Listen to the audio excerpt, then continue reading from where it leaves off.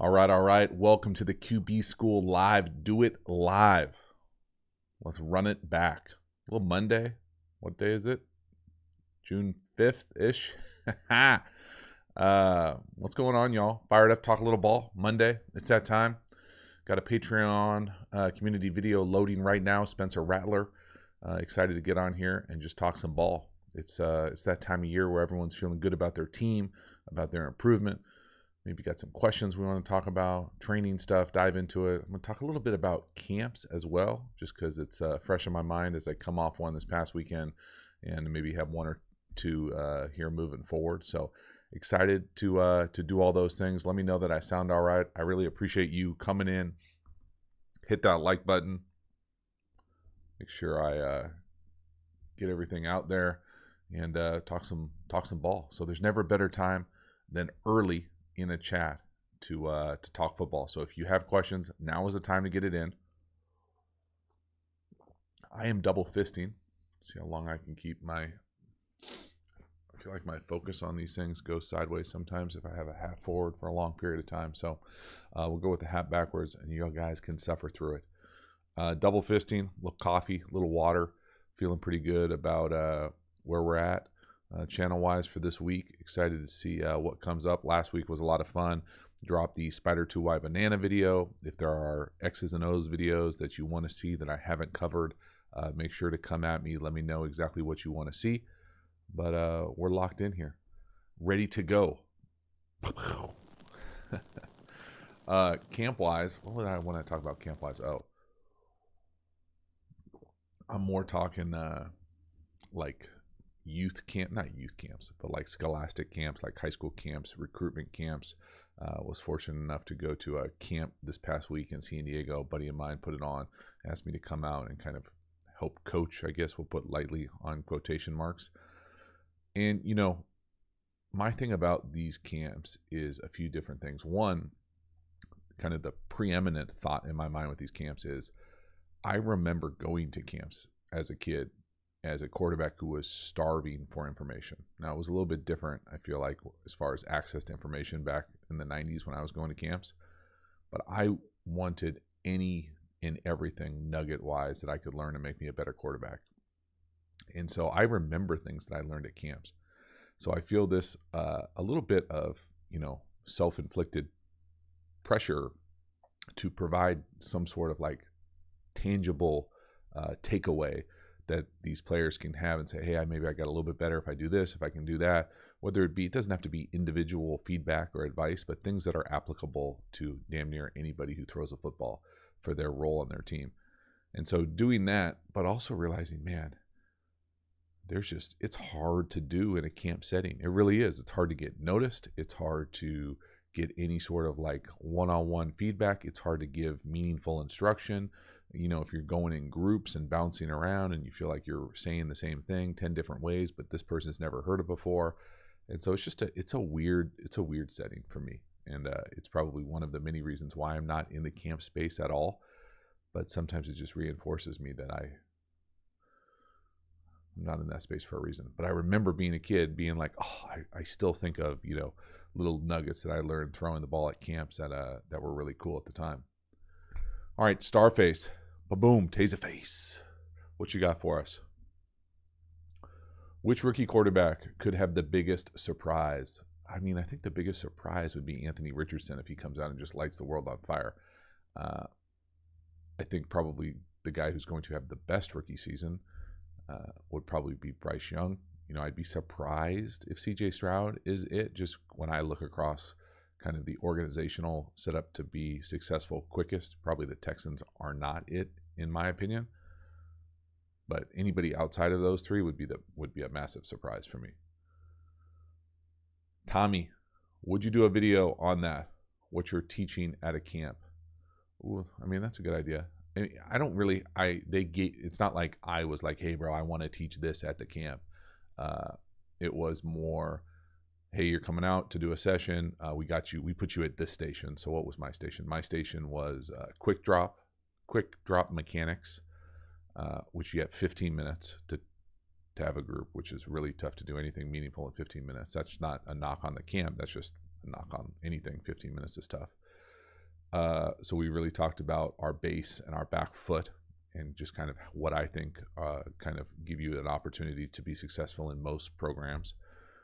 And then the second station I did was pocket movement, and we just talked a lot about base and maintaining your base, not trying to have your feet move together as you move within the pocket, those types of things. And then that's a wrap. And then there were little things about warming up and throwing.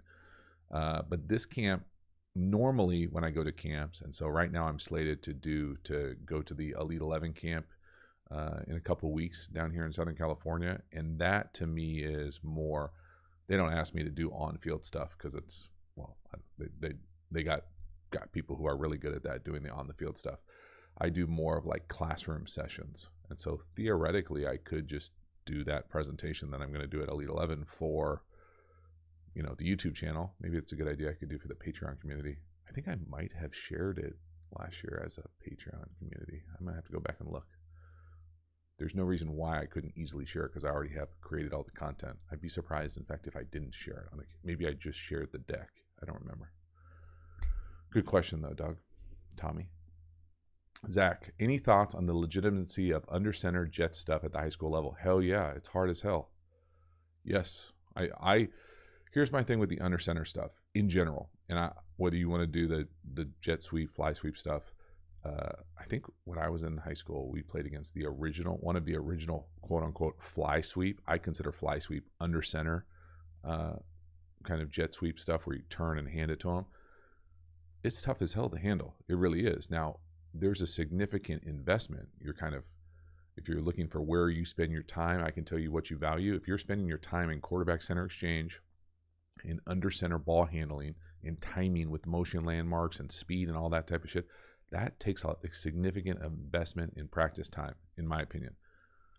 I can tell you, just from coaching high school football for 3 years, when I did, we did not take one snap under center. So like every time you see a team do like 5 minutes of quarterback center exchange, we never did that, ever. Not one time. Thought about it, did it. And so you just eliminate things about, you know, where you spend your time, what you value. So I think it's very tough on a defense, specifically depending on what type of defense you're playing. If they're a team that likes to get backfield keys or ask their linebackers to just like make shit up and do recess out there, you can really mess with them by running people in a whole bunch of different directions. Now, do you have to be under center to do that? No. Now, does it work a little bit better under center? Are there other things that are valuable under center? I think play action is always better under center. I prefer to play under center just because I could always keep my eyes up. You know, if I'm looking to boom over to the right, you know, and I got to go back to my left, like those types of things are a lot easier when I keep my hands under center and kind of go back and forth to be like, you know, now I'm back without having to kind of go down to the snap. So those are the types of things where I'm always like, I prefer it under center. Nate, no question. There you go, bud. Yeah, I did see this on Twitter, so I don't know a whole lot about it, Nate, but the nominations for the College Football Hall of Fame must have come out today because I feel like they were like vomited on my timeline. I didn't go into detail about who's who, about who got nominated, who didn't. I don't know anything about that process or that Hall of Fame, if I'm being honest. But it sure seems, if you're alluding to Ryan Leaf getting nominated, if he did, that dude has pulled a 180 of the highest order. Yeah, I only know like a surface amount of Ryan Leaf's story, and I certainly feel like I see him a whole hell of a lot of other places, and it sure seems like he's doing pretty well or better for himself. So that part of it is cool to see.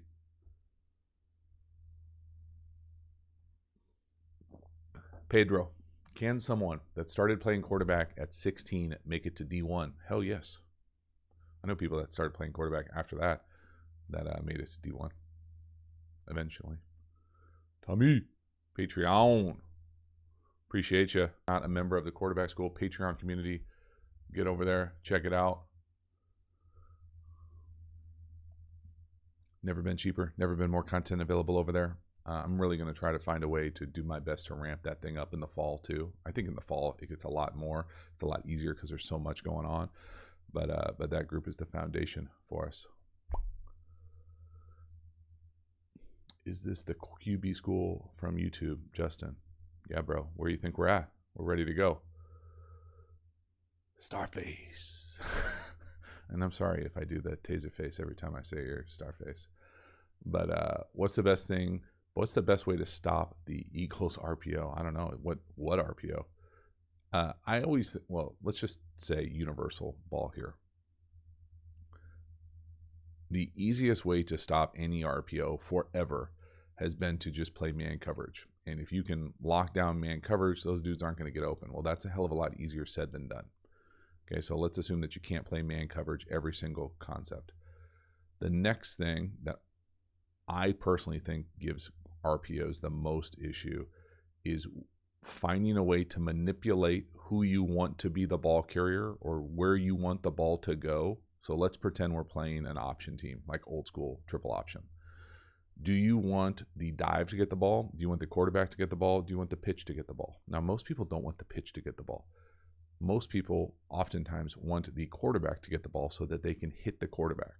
So taking those same lessons to RPO world, you want to make life tough on the quarterback to be able to make blurry decisions and hit him, physically hit him, not necessarily trying to like violently take somebody out, but inflict significant pain every time you carry the ball. So those are the types of reasons I think you get away from, the easiest ways to get away from RPOs. Who was your funniest teammate you had? Oh, man. I don't know. I'm going to have to think about that one. The locker room is it's an environment where, I think people would be shocked at how much fun is had in an environment. There's a lot of back and forth. There's a lot of talking shit. There's a lot of really good dudes when you get 50 plus people together that are all kind of in the same space in life. You're not going to get, 50-star, awesome personalities every single time by any means. And I wouldn't even classify myself as anywhere close to that.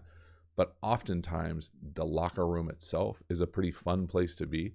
There are certainly guys that are louder or, I always used to think that there were some guys that kind of took on like a WWF persona, not really like when the media was around or the cameras were on, but the dudes who are just like the funniest all the time, always loose, always having a good time. There's probably more than you would think. And it's a group of people with a lot of shared values that are trying to go in the same direction, pulling for the same goals, and competing together. It's just it's one of those sacred environments. I'm trying to think if there's any like one funniest dude.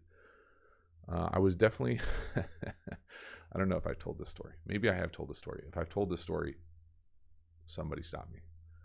I'll look in the comments as I get going. This is not answering the question, but this is when I think of one of the funnier moments. So when I was in Detroit, one of the quarterback room was Kitna, Orlovsky, Stanton, and I. And Drew Stanton's locker was next to mine. I think he was a rookie. I think he might have been on IR too. And we would have these stools that you would put in front of your locker to sit.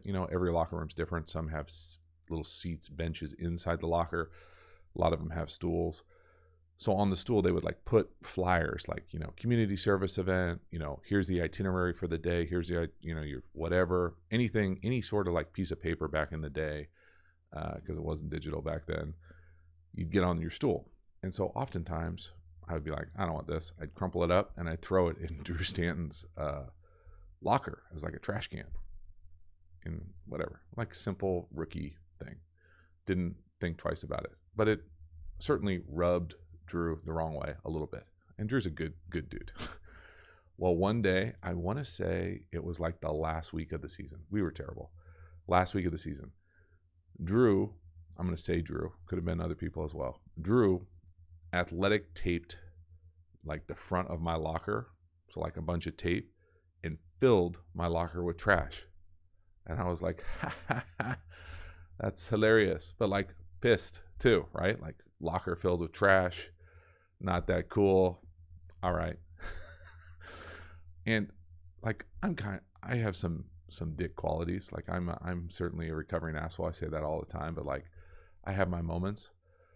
So one of the things that I'm usually pretty good about is being friends with the equipment staff.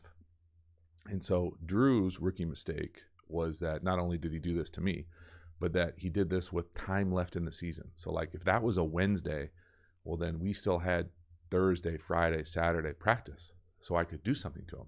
If you're smart, you do that on Saturday, where I don't have any more time to get you back. So the next couple days, I forget exactly when it was, I paid one of the equipment guys to take Drew's car and park it, like move it from because when we're all out in practice, you leave your you leave your keys in your pants, like you don't think too much about it. It's not like you put it in a locker and like lock it. So paid one of the equipment guys, take his car, moved it like to the other side of the facility in like a field house where like they keep the storage stuff for like the lawn care and the tractors and like the heavy equipment for the field. So it's on the property, right? So I didn't feel bad that like something was going to happen to him, but I didn't tell Drew, and we put his keys back. So at the end of the day, I remember this story's going on for long. I apologize. At the end of the day, we're in the quarterback room watching film. Drew's leaving. He's on IR or whatever. I don't think twice about it. He leaves before me.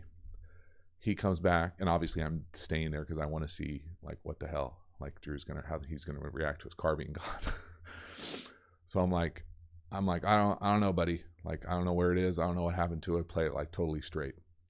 And he's like, so he starts like really freaking out. I think he got Dan to like drive him around to like around town. I think the facility was like close to a mall. I think somebody might have told him that maybe it's at the mall parking lot or something. And now he's like starting to get pissed. Well, the other part about this was that Drew and Mike Martz was the coordinator. They didn't have like the greatest relationship in the world, I would say. I'm not sure either liked each other. Don't want to put words in their mouth, but it wasn't like they were like besties. And I knew this. And so I I think he might have called me later that night and been like, where the fuck is my car? Like, seriously, this is getting ridiculous. I said, I don't know where your car is exactly, because I didn't know exactly where it was. I just told him that whatever. But I was like, I know who does know, Mike Martz. And he's like, really? Like Mike knows? I'm like, yeah, just go ask Martz. He'll tell you where it is. No big deal. So he goes back to the facility that night, goes up to the coach who doesn't like him, who's put him on IR, and has to ask Mike, where's the car? And Mike's like, Drew, what are you talking about? Dude, I have no idea where your car is. How did you possibly fall for this? He already thought he probably wasn't the sharpest cat in the world. He's like, what is happening? Someone's obviously having fun with you. And at this point, now he knows it's me. And I think actually one of the equipment guys felt bad and went and got the car and brought it back to the parking lot. But regardless, I made him go up to the coordinator that he didn't love and has to ask him where his car was. So I felt like I got him back for the trash in the locker. That was a good one. I thought it was a good one. Drew probably didn't think it was a good one. All right, back to the chat over here. Sorry, that was a long story. Jeez. All right. Ba-boom. Double fisting over here. I needed that. Oh, man. Tommy, I got too many Aaron Brooks stories. Aaron's good, dude. CB, what's good? What up, JT? How do in-house teams workouts compare to when you guys go to various specialists around the country? Is there a preference thing? Or are there certain advantages?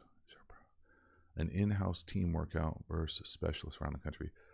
That's a good question. I would say the team facility thing to me is never going to be quite as tailored or individual as you could get at like a professional, specialized, like pro training environment.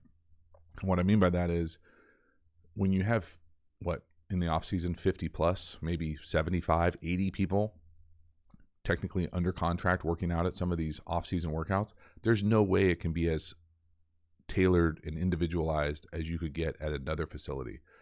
And so I think the longer you're in the league, you start to gather that and realize you can get maybe better training. It's hard to believe to say that, but better training on your own if you're really into it. Now, you can go home and not do it, obviously, and slide by, but you're going to get exposed pretty quickly.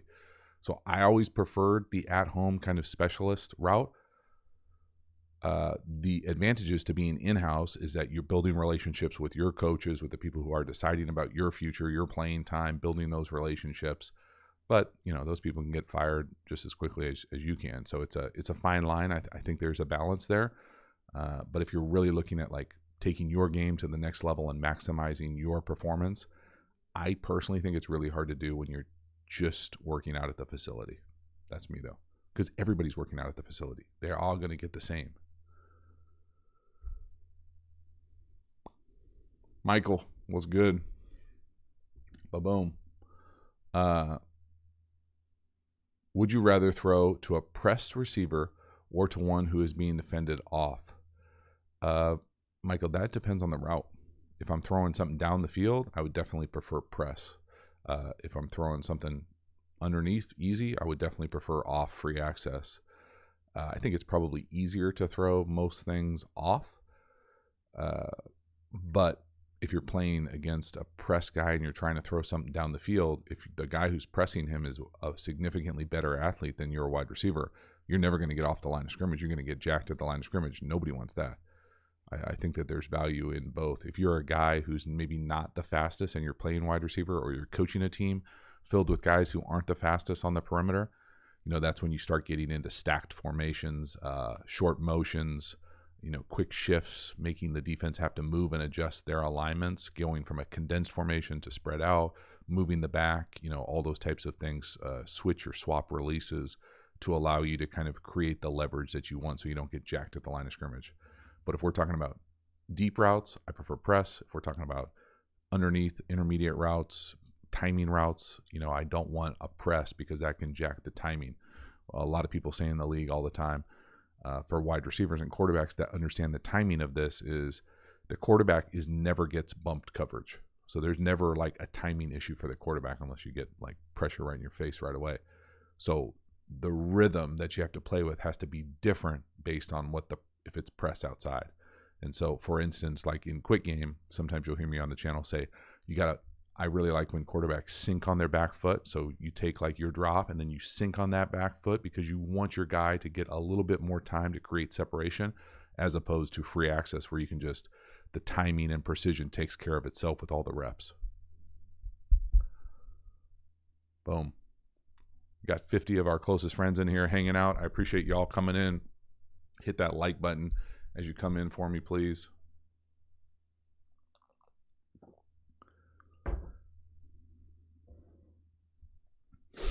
Chase Rice, what is the best tip you have for getting your feet lined up? Ooh. I mean, the best tip I have, I don't know if there's any one specific tip. I will say a lot of getting lined up, for me, work comes on your own. Like, it's lonely work. You got to go out to a field and you got to do your drops and you got to get to the top of your drop and you got to see if you're lined up. And I just think of it like a stick for my toes. My toes should be lined up to the target that I want to go to for my first read. That doesn't mean that it's always perfectly like that, but that's the case that I'm trying to get to all the time. And so I prefer to dovetail to the left. If I was playing nowadays, I'd probably pedal to the left. I used to teach pedal to the left to be lined up a little bit easier. Anything that is the easiest for you. I'm real fluid about, I don't think there's one great way to do it, but as long as you're lined up at the top on time, at the right depth, with the correct base, you should be good to go. I think you can make a lot of strides with that stuff, doing the lonely work on the practice field by yourself, working your drops, but being really intentional, like going through the route tree, like, okay, hitch, slant, quick out, hook, glance, speed out, deep post, deep comeback, go, slot routes, same thing from the slot, and making sure you're lined up to each side, left, right, on the near hash, on the far hash, those types of things as you kind of work your craft on the field, on the practice field. Because it's hard to find work sometimes as a quarterback to do on your own, but you can certainly do that type of stuff on your own because you don't need anybody to throw to.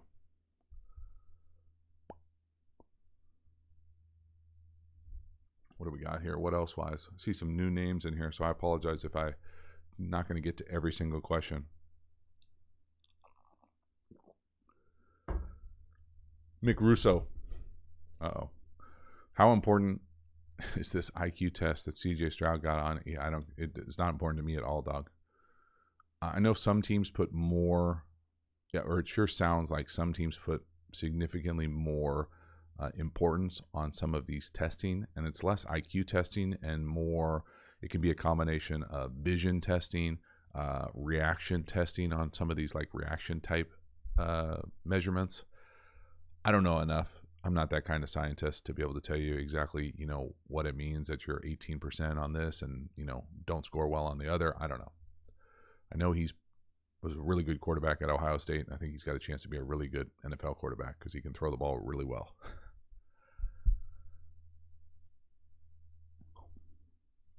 Torin. Oh, man. Deborah Ricks. Sorry. What do you like to run on the backside of your basic snag concept? 2x2 snag with back out to the snag side. What are your backside 2 wide receivers doing? There's no universal thing that I would say. I would say most common with snag would be what I would consider like on the backside slot. It would be the inside receiver running like a basic cross and the outside receiver running like a whip or return route, just so you can go kind of right to left or left to right and have people come into your vision. You can run it with Y cross on the backside. I think the way that I would prefer to run it, now that's if I was coaching. If I was playing, I would want something that would, what do you like snag for?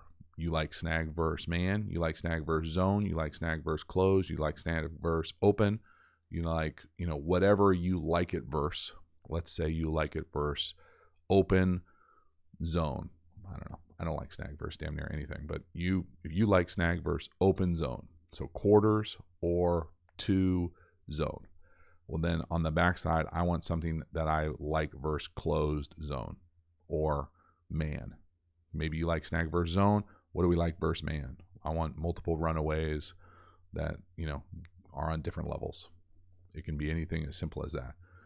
I don't think there's any universal way to do it. I think in half field concepts, so you could say any concept. You say, what's another one? Spot, snag, inside fade, whatever you want. Whatever you like one concept for, let's marry it or connect it to something where you will be good versus another type of coverage. So you give the quarterback answers. So when you get to the line of scrimmage, it's not snag, or like, hey, we like snag versus cover 2. On this other side, we also have this cover 2 beater where we're trying to rip a seam, or we have like a corner with a post underneath it trying to hit the middle of the field. But we don't want 2 middle field beaters or 2 open beaters. Boom. We got people calling for Lamar to win the MVP. People are all about it, man. We'll see. I'm excited to see what the Ravens offense looks like. That's for sure. Boss Block, do you think Justin Fields takes the next step this year? I hope he takes a positive step. I would be surprised if he doesn't. I don't know what the next step is. You think he's going to like be on the forefront of like the top tier guys in the league? I don't know if he's got anybody around him who can help him get there, if I'm being totally honest, but that's just me. They obviously like their guys on the perimeter more than maybe I do, but we'll see. Barrett, still never watched any Aiden O'Connell. Don't have his film. Not going to get his film anytime soon. Thank you for asking. KF9, can you name some drills or else to spot being toesy? To stop being toesy, I'm going to guess you're meant to say? Yeah, we can talk that. Probably the easiest drill, and this is my favorite drill, but it's not that great to put on social media, is to just do drops.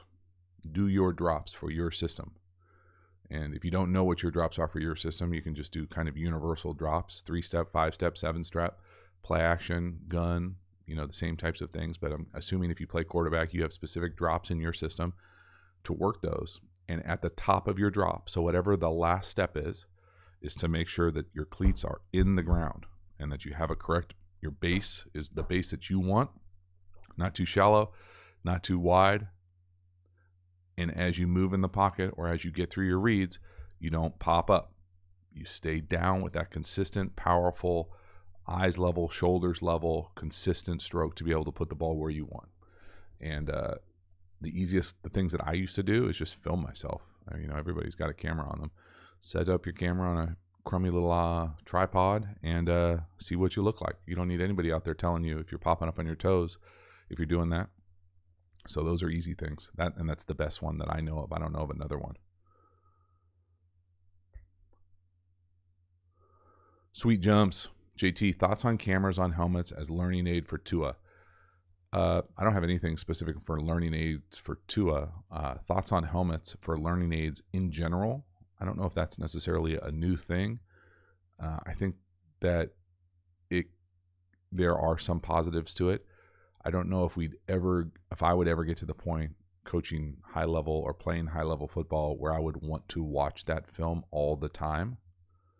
Just because this is going to sound like maybe a kind of a dick comment, but I already know what I see, if that makes sense. So like I used to get a little frustrated back in the day, especially as the backup, like late in the season, and you have to like go watch practice film after you just watched practice, and they'd be like, well, what'd you see at this? I'm like, I already saw this play. I can tell you what happens. Now, maybe I have more confidence in my vision than some other guys or some other people, or you have not as familiar with the system.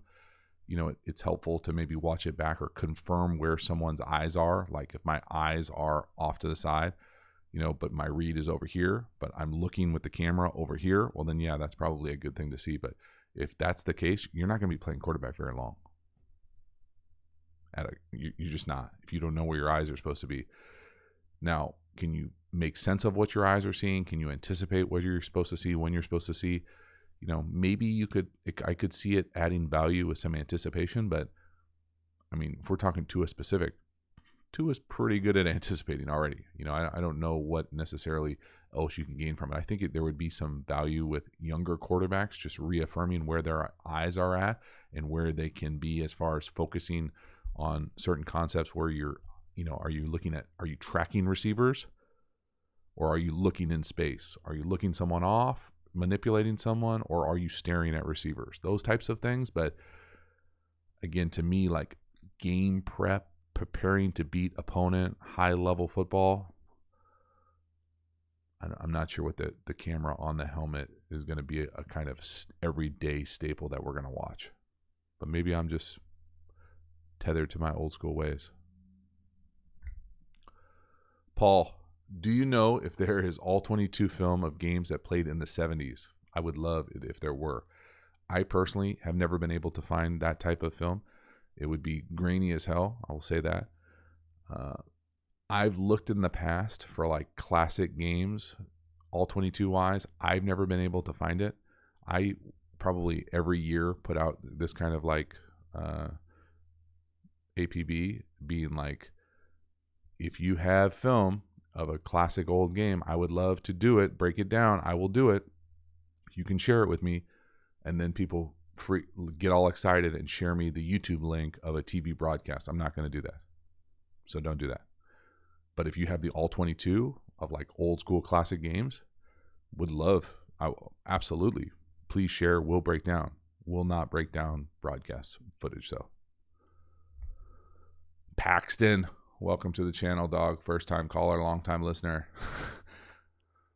Georgia Bird, why do great college football QBs don't do well once they get to the NFL? Georgia Bird, the NFL is just a different game. Everybody's a freak. You don't get to go out there and necessarily, depending on what program you're at, have better players every single week. So everybody's better. So that means that the quarterbacks have to be better, is kind of the general answer to that. It's not the same game. There's just different spacing elements, different different kind of consistency elements. You can't get away with certain things that you can do in the college game consistently in the league. Do a couple more here. No problem. Sweet Jumps. Ba-boom. Appreciate everybody hanging out here as we just talk ball on a June Monday. 81 of our closest friends in here. Again, do me a favor as you come in, hit the like button, engage in the content. It means a lot to me. Share it across your various platforms if you are so inclined. Still have a few hats, even though I'm not wearing one right now, available somewhere, I think. Maybe not. There it is. So if you haven't gotten your hat, now's the time. always got the courses, bunch of different courses available through the channel, and also have the free course, which we've talked a lot about the quick game today. I feel like, I don't know why, but I've got a whole free course on the passing quick game. So if you're interested in any more details about anything like that, footwork wise, concepts wise, matching concepts together, that type of stuff, you'll dig that quick game course. Boom. Satvik. Man, I butchered that name, dog. I apologize. What motivated you as a younger player to pursue a career in the league? Ooh, well, I can tell you that when I was a young player, like high school or below that, like flag football, elementary school days for me, because I didn't play Pop Warner, I definitely didn't think about pursuing a career in the league. In fact, I would say up until my 4th year in college, I probably didn't think about it at all. So I'm probably not the best person in the world to answer that question. I just liked playing and wanted to keep playing. But I liked all sports and would have loved to keep playing all sports. I just wasn't maybe as good as I thought I was in baseball or other sports to keep playing. So there's no like underlying motivation. I think at some point, college-wise, I was pissed that I didn't get recruited. I felt like I deserved to get recruited and played well enough to get recruited, didn't get recruited. So obviously I wasn't good enough, but there was definitely some underlying motivation to stick it to a few programs that I felt like could have offered me a scholarship and didn't. So there was definitely some of those kind of things. And then once you're in the league, somebody cuts you, somebody passes on you, somebody, you have they draft a quarterback ahead of you that you think you're better than, you get a chance to play that quarterback. Absolutely, that type of stuff. You carry with you. But as a young kid, there was no like the motivation as a young kid was just, I loved sports. It wasn't like I loved American football more than other sports. It was in the fall, we played football. In the spring, we played baseball. In the winter, we played hoops. In the fall, we played soccer. Those types of things where it was just like loved playing. And it's really the same today. I just kept playing football. So I feel like football is more, it's baked into my DNA now, but it wasn't necessarily intentional. Boom. All right, that's a wrap, y'all. Thanks for hanging out. 40 minutes, just long enough. I'll try to do these things as consistently as I possibly can. As always, I appreciate you guys hanging out, supporting the channel. Please share it across your platforms. Tag me if you know I'm on there. And I appreciate it. I'll see you on the other side.